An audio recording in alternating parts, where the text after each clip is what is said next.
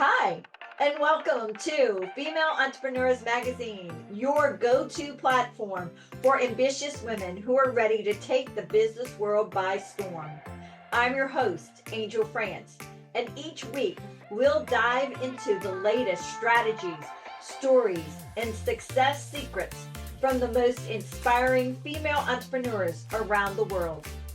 Whether you're just starting out or scaling up, this is your space to connect, learn, and grow alongside a community of trailblazing women who, just like you, they are making their mark in the world of business.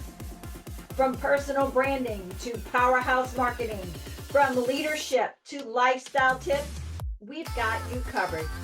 So get ready to ignite your passion, fuel your purpose, and unlock your potential with Female Entrepreneurs Magazine. Let's make this journey together and turn your entrepreneurial dreams into reality. Hey guys, and welcome to Female Entrepreneurs Magazine. With us today, she is a corporate leadership coach. Plus, oh my God, you are going to have so much fun with her, learn so much. And I am just amazed to have her criteria, or I mean, she's worldwide.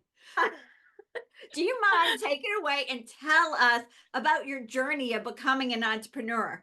Sure. It's an interesting journey. So I was doing corporate training and organizational change. I was an executive in a financial company. And actually, there was only one SVP that was a woman in the company. And I was going to be promoted. So at that time, right? And I got great performance reviews, outstanding. I was, had a bonus, all of that, right? I told my manager at the time that I was wanting to start a family. And then she told me later, she says, oh, there's another individual that started her family and she's having a challenging time with it. So that's kind of strange. I mean, why is she telling me this, right? Well, a few weeks go by, she calls me into her office and says, we need to talk. Okay. I thought we were going to talk about a certain project. Then she goes on to say, you need to either quit or you'll be fired. What? I mean, that's what I said. I was like, what? What do you mean I need to quit or either be fired? And then she goes on to say something that, I wasn't performing to what the standards were. I mean, she was saying all this other stuff. I was livid. I was like, oh my gosh, what's going on here? I ended up talking to the legal counsel, and eventually I did get a year severance with benefits. And after that, I was able to start my own family and have our son. So that's when I started my own business. I said, heck with this stuff. I'm doing my own thing. And I'm going to help other women that have gone through this whole process in terms of, being in an organization, being in a corporation and wanting to pivot or wanting to change their life and transform their life. So that is what I do. I help other women transform and pivot their lives. Wow. So now see your book, Pivot You.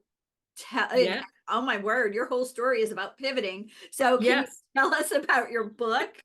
Yeah. So I take that from the book. So actually I wrote the book and got it published in 2020. And we all know what happened in 2020. The pandemic hit. And I was also at that time where I was doing a lot of contracts with companies, high tech and healthcare organizations. And when the pandemic hit, I said, okay, I can do this online. And they didn't want to do it online.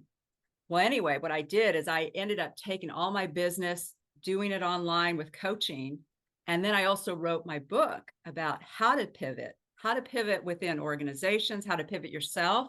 And so I talk a lot about how to pivot through mastering your mindset, overcoming obstacles, reframing your reality, loving life, having a vivid vision, and growth goals. So those are the 6 tips to pivoting in your life. And also I do a mastermind group where we actually talk about these things and give you tools and techniques in order to pivot. That's amazing. That is totally amazing. So pivoting. So when people pivot, what is like an obstacle maybe they have to overcome internally? I think a lot of it is people feel the sense of fear. They don't know what's out there because a sense of uncertainty. People like to have a sense of certainty of what's going to happen next. And when you're pivoting or when you're going through changes, you don't know a lot of times what's going to be next. But that's the beauty of it all, too. So I always say fear is what's called false evidence appearing real. A lot of times it's not really what's going on. It's just more what's going on in your mind of all the things that may happen, could happen, might happen, all that, the worry that happens. I So have to I use see that. that with a lot of my clients. Yeah, I personally have had to use that false evidence appearing real continually. So Yes. I totally Yeah. I'm understand. with you on that. Yeah, definitely. I hear you. And Yeah. I see that again with my clients all the time. It's just the level of fear that can overcome us that keeps us from doing what we want to do and keeps us from pivoting and making the changes in our life. So from what you do and what you see, how you've had to pivot and how your clients and how you teach them how to pivot, let me ask you this. Going back in time, what would you wish your superpower would be if you could have a superpower to support either what you've been through or and what your clients go through? Yeah, I think the biggest superpower I wish I had, or I know that I have, is really the sense of peace and calm throughout the challenges. I know that for myself, that many times when I'm faced with a challenge, I go to sometimes, I go to that fear part and I go through that worry and I'm like, wait a second, use the tools and techniques myself, right? So I think the biggest part is really having that sense of peace that things will work out, which they usually do. It'll be okay. Things will work out. When one door closes, a window opens, obviously. Yeah. Uh, Opportunities, right? Always And really opportunity. seeing too, I think the other part of this is seeing challenges as gifts or opportunities, which is a shift in perspective instead of thinking of like, oh my God, I've got this big problem. What am I going to do? And really seeing it. A lot of times have a hard time seeing it in the time that you're in it as a gift and an opportunity. When you look back on it, you can see it though as a gift or an opportunity. Very good. So, and then with pivoting, I feel this next question is really, really important for our audience. How do you balance running your business? You went through pivoting, you had a child, and even with today and what goes on in your life today, how do you balance your family life with your business life? I know that's a very good question. Sometimes I feel like I'm not. That is I, another census, just so you y- know, across the board for all entrepreneurs. yeah. I think especially as women, because I think we have a lot of roles and responsibilities that we play in our life. I mean, I know that when my mom was going through, she had dementia. And so I was taking care of her at that time. This is going back 6 years ago. And that was very challenging because I was running my business, seeing clients, and then also taking care of her, making sure that she was taken care of. And I would make sure that I'd have support of other people. And so what I did is I hired people like caregivers to take care of her. I made sure that she got groceries shipped to her door so that, I didn't have to go there, for example, to get her groceries. I, did some hacks, if you will, some life hacks so that I would streamline my business and streamline my life and then also be able to support her and what she was going through. So I think that's the thing too, is just looking at what you can do in your life that you can do some hacks, if you will, to kind of simplify things. And then there are times too, like now, we've we've had some challenges. And so I've lessened the amount of time that I see clients, or I'm not taking on so many clients. And because I'm in business for myself, I can do that, which I love. I have the flexibility to be able to do that. So, but it is a balancing act. I don't know. I mean, it's a balancing act. It I really know it's is. almost like we're on a seesaw as a child, and we're either having to devote so much time here or it's flipped over. I don't ever see where it goes like this. Do you? No, I don't. I don't. I always say, I think the word is integration, right? Because I don't know if we can ever have that balance. I think it's really more, how can you integrate family with work and entrepreneurship and all of that? Um, yeah. If you got the tip or the trick, let us know, right? Let us know. Give us a hint what to do. Because it's always, I mean, we're just always maneuvering and that's it and pivoting. And I think we pivot. I love your I love the way you have your book there, Pivot You, because I think that's something we do on a day-to-day basis. Definitely, definitely. I think, yeah, definitely. I mean, especially as entrepreneurs, right? Because there's always going to be something coming up. Every day there's something that happens and you have to pivot each and every day. And I think a lot of it is to our mindset, making sure we preserve how our thoughts and our emotions, I think, are so important. I love it. I love it. So, if there was a lesson you've learned in business through the years, what would you go back and tell your 18-year-old self? That's a good one. I would say don't sweat the small things and really just don't get overwhelmed. Because I think when I was at that age, I would just get so overwhelmed, like, oh my God, what's the next year going to look like? And what am I going to do 5 years from now? And what about 10 years from now? And am I going to meet the person of my dreams? Am I going to, what about family? And, at that age, I was just consumed with all that stuff about the future, the future. And I would say, yeah, just don't sweat it. things things will work out. They work out. They work out the way they're supposed to. It's all gonna be perfect. Just give it a break, take a deep breath, and watch the universe and God unfold everything to you, Yeah, basically. I love that. I love it. Mhm. Watch the unfolding. Because I never knew I was going to be an entrepreneur. I mean, that was not what I was planning to do. I mean, when I went to college, I studied sociology. And then I went off to study acting. I thought I was going to be, I mean, which I am. I was a counselor. Therapist, became a therapist. And then I transitioned to doing corporate training, organizational change. And then I went up the executive ranks and then I started my own business. If you would have told me at 18, oh, you're going to have your own business, I've been like, what? I don't think so. Though when I look back, I had as a kid, I always had these businesses. Like I always had like this business mind. I'd have lemonade stands. I mean, I was the best, like I was in Girl Scouts, so I sold the most cookies. I won the award for that. I was always very sales oriented and entrepreneurial oriented. I remember like we would play with the other kids, on the block, and I'd always have this store.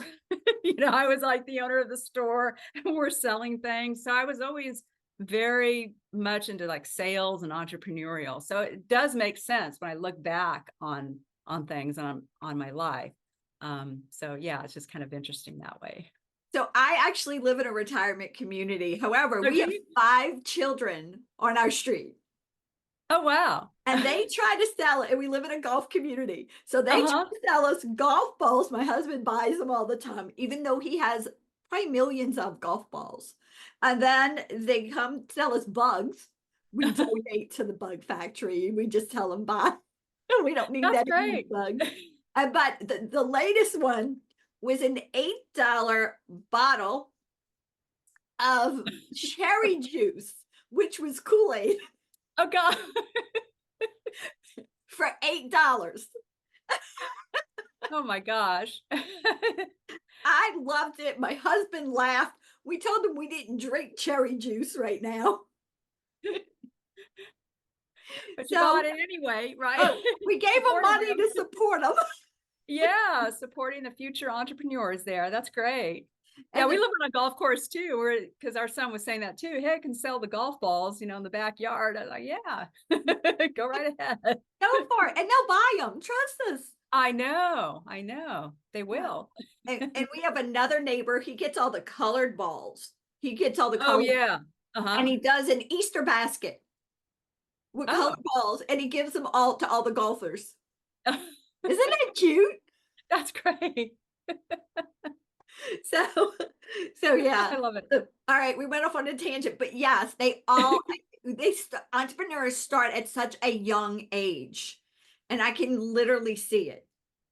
Yeah, no, it's true. It really is. Like I said, I didn't really realize it until I looked back and I said, yeah, actually, I was very entrepreneurial, still am. But I, I could see that because I was always doing things that were selling things. Or I remember too, talking about kids and all that and entrepreneurship.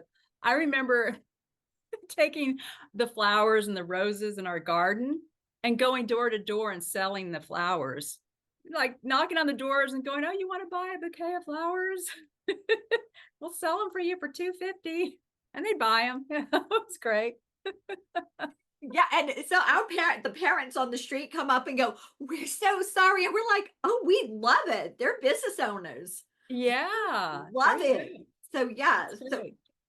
that's just what happens. So we all have that thing. So going back, so what is a fun fact besides that nobody knows about you, besides you were a savvy little business owner way back when? What's is there anything else that nobody knows about you? Yeah, so I attended American Academy of Dramatic Arts. I studied acting, theater, music, movement back in the day. So when I was in my 20s, I graduated from college and did the whole New York thing. It was really fun. It was really great. And then also I became a street performer as a mime. Like, oh,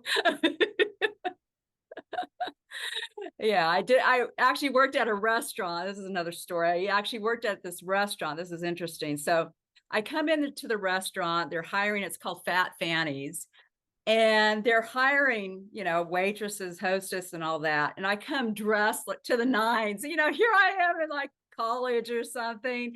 I come really dressed up. I mean, the other, people there, they were like wearing jeans, and all this.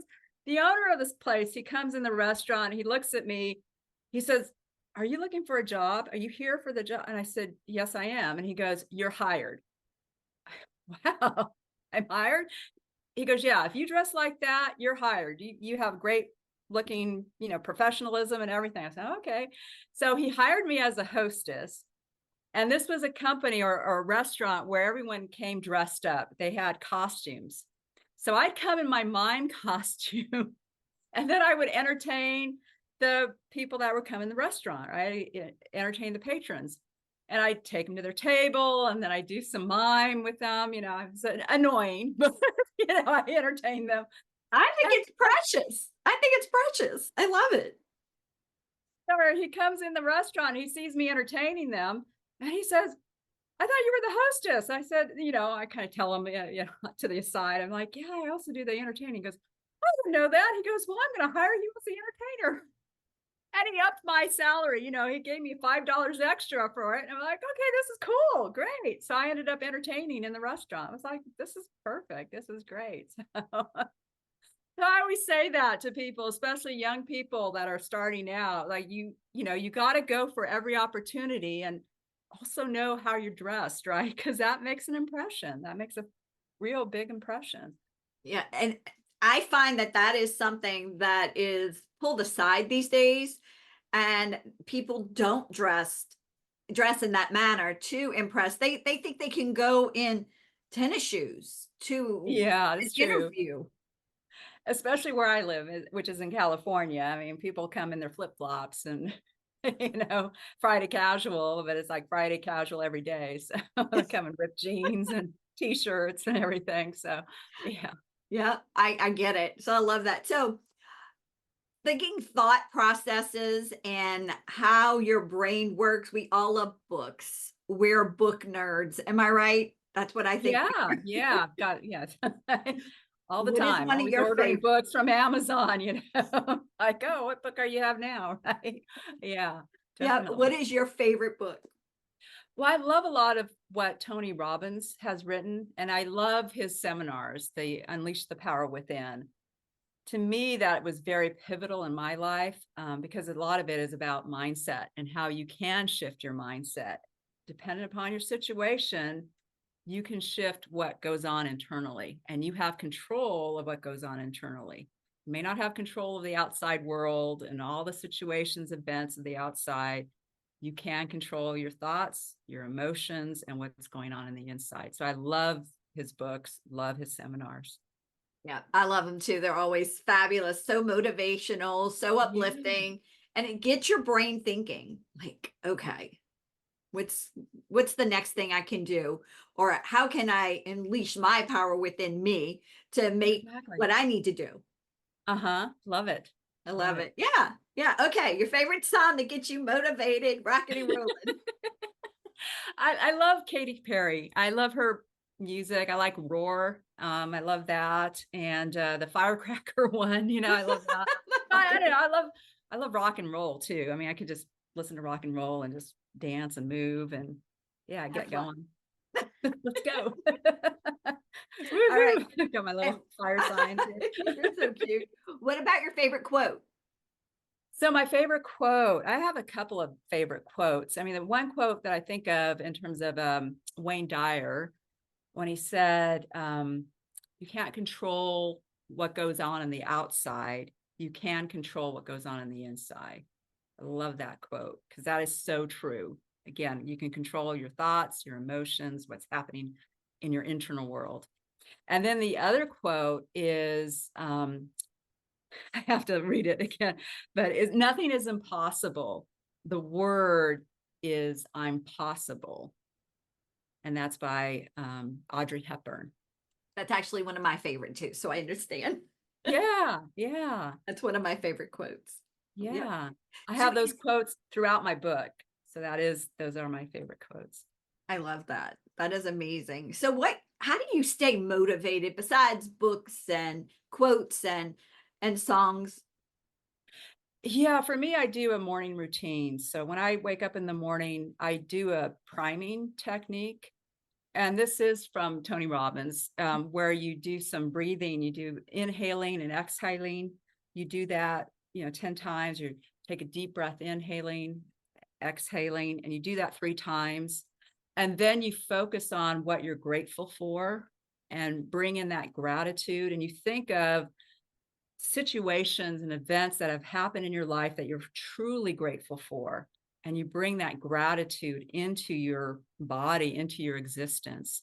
And then the next part of the process is focusing on what you want to accomplish, what your objective is, what you want to accomplish in the next 3, 6 months, a year from now, and see it as it's already done. It's already completed. It's already done. And I love this technique. I do this in the morning. You could do it 10 minutes in the morning. So I do this. I also have what's called positive intelligence. It's this mindfulness technique. It's a lot of breathing techniques. I find that breathing, and it sounds kind of funny to say breathing because we all breathe, right? It's the way that we breathe because many times we may be talking and we're talking right here in our throat area instead of deep breathing in our diaphragm area. And when we start to do the deep breathing, we actually become much more centered. So I do that. And then also prayer and meditation. So I really focus on, again, what I'm grateful for, because that transforms my day. It really does. And that's the tools and techniques I give to my clients as well. Many times when they say, I don't know what to do, or I have all so much, feel so overwhelmed, or I feel so worried, or I feel so stressed out. I give them these tools and techniques to use and start with a morning routine because that'll jumpstart your day. And that's what I do. I also find physical activity is amazing. Physical activity is like medicine, right? It's a natural, amazing thing that you can do that jumpstart your day, get your brain going, get your body moving. Do anything like that. Just, jump around in the room, jog in place, go for a brisk walk, anything like that, just to get up in the morning and wake up and get your body moving. So that's what I do. What is your favorite exercise that you do in the mornings? So my favorite exercise, I go for a walk. I love hiking. I love bike riding. So right now I just had hip replacement surgery. So yeah, I'm like 4 weeks out. And so I'm getting back into it. I just had physical therapy. So I'm getting back into going for my walks and everything.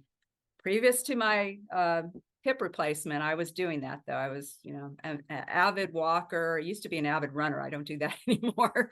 So I do all these outside activities, swimming, bike riding, all of that. Wow, Yeah. something to get you moving. I can't. You look fabulous for just having hip replacement. You look Oh, well, thank you. Yeah, my PT said the same thing. She's like, "Oh my gosh, you're way above the curve there." I'm like, "Oh, okay, well that's good." Well, that's who you are. You're just you're pivoting.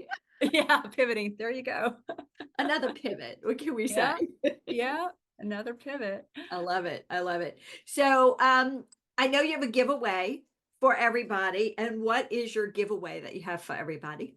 So I have a 30-minute consultation that I'm providing to all your listeners and people watching the show is so they can talk with me, find out what your strategy is for your life, and we'll design a life strategy.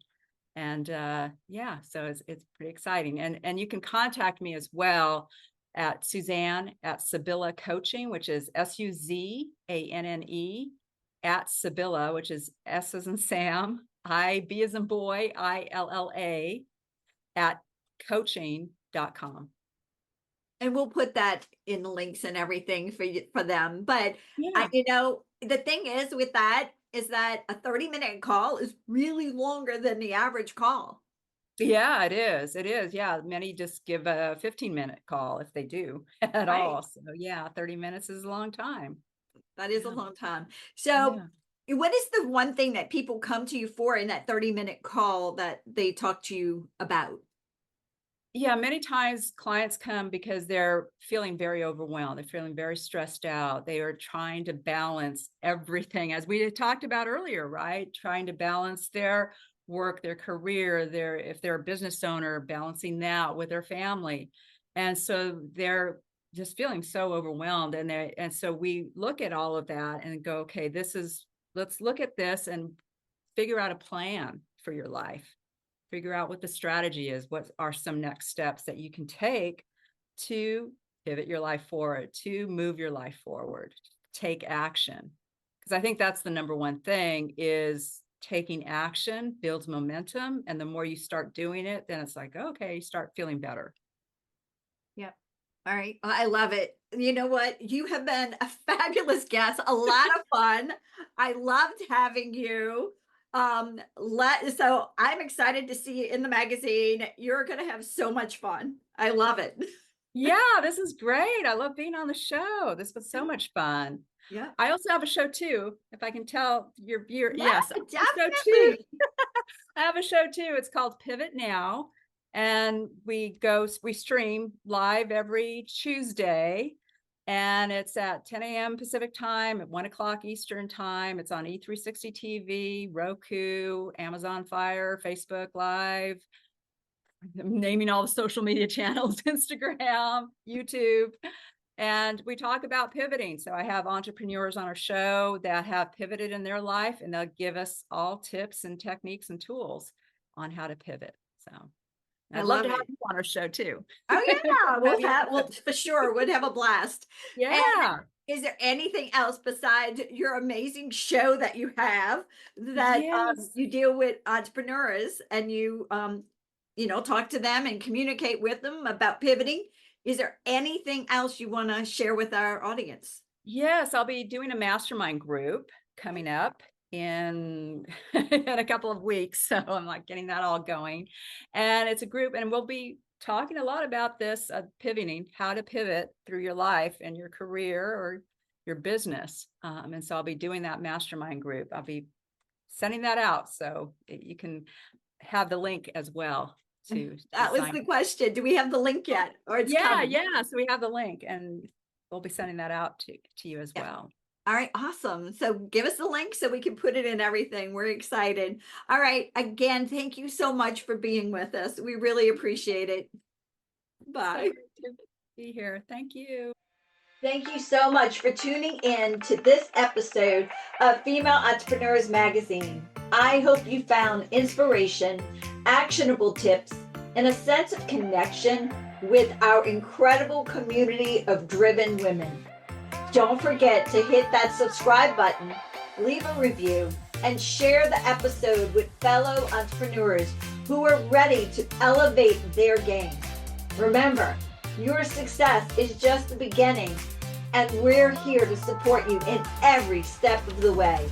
Until next time, keep shining, keep thriving, and remember, you have the power to create the business and life of your dreams. stay inspired, and I'll see you in the next episode. Bye.